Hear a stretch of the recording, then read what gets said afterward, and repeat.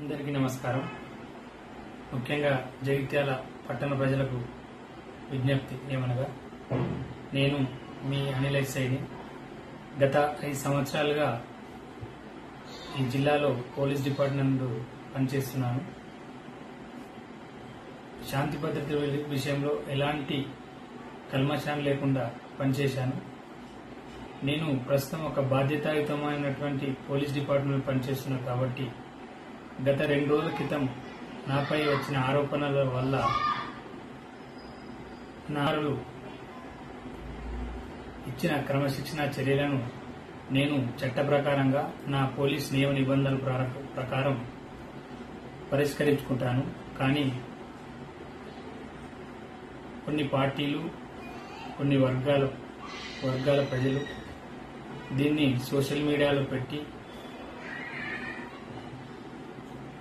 కొన్ని కార్యక్రమాలు చేస్తున్నారని తెలిసింది.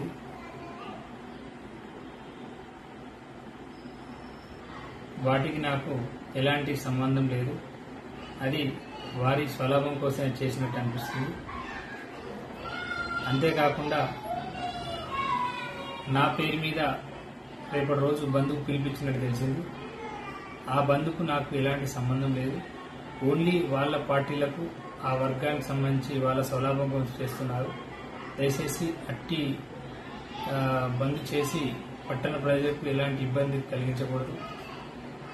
నాకు చట్టం మీద మరియు నా అధికారుల మీద పూర్తి స్థాయిలో నమ్మకం ఉంది.